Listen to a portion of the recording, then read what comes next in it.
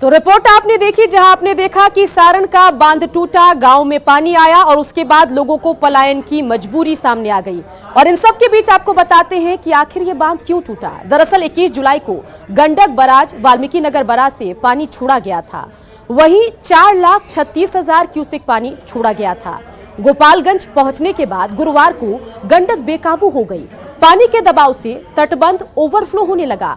पानी का प्रेशर सारण बांध नहीं झेल सका और गुरुवार देर रात ये बांध टूट गया। उसके बाद लोगों को काफी परेशानियों का सामना करना पड़ा।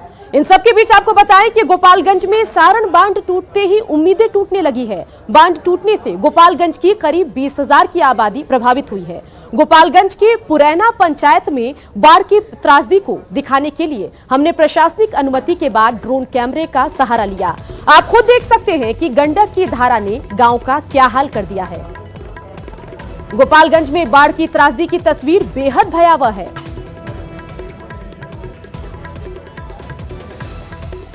तो दो तस्वीरें आप देखिए, बाढ़ के बाद जिंदगी किस तरीके से बेबस हो गई है।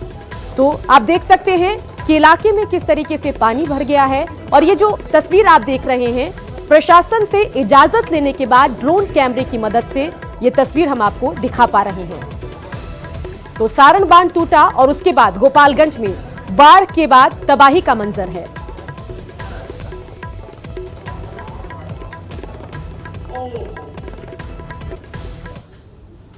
बाढ़ के हालात का जायजा लिया संवाददाता मुकेश कुमार ने।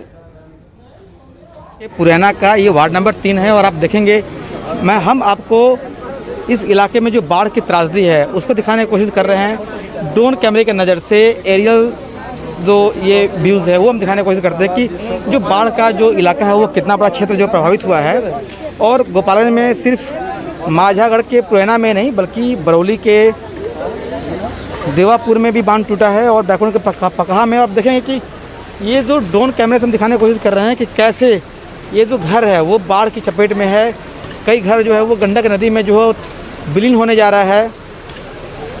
पूरे घर में देखेंगे जब से ये बांध टूटा है पूरे गांव में एक वीरानगी छा गई है और लोग अपने घरों को छोड़कर बाहर तटबंधों पर आ गए हैं।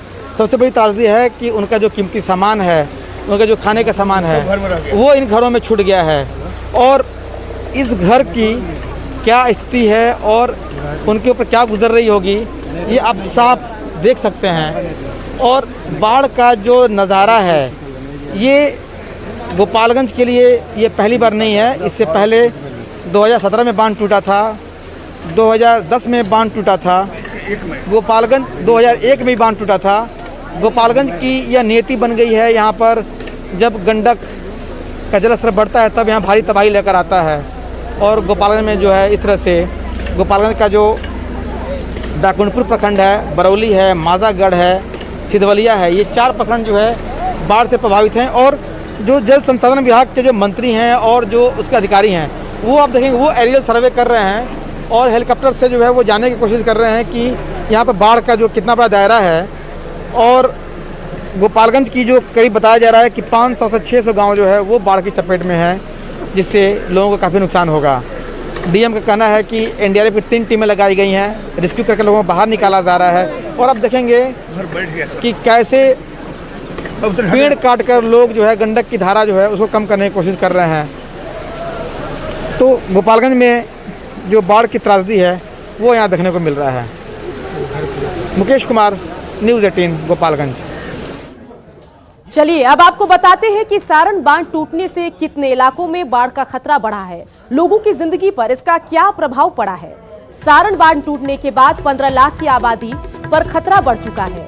तो बांध टूटने के बाद अब तक क्या कुछ हुआ वो आपको बता रहे हैं। देवापुर और मांझागढ़ के पुरैना में NH 28 पर पानी चढ़ चुका है। बांध के टूटने से NH 28 पर बड़े वाहनों का परिचालन ठप हो गया है। खतरे को देखते हुए ट्रेन सेवा भी बंद कर दी गई है। बिहार संपर्क क्रांति एक्सप्रेस सीतामढ़ी होकर जाएगी। एनडीआरएफ की टीम फंसे लोगों का रेस्क्यू कर रही है। सारण की सरजू नदी का जलस्तर भी बढ़ने लगा है। बांध टूटने से सिवान का बाहा नदी में उफान है।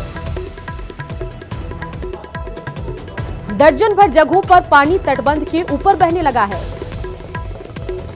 सारण बांध के किनारे बसे गांव को अलर्ट कर दिया गया है।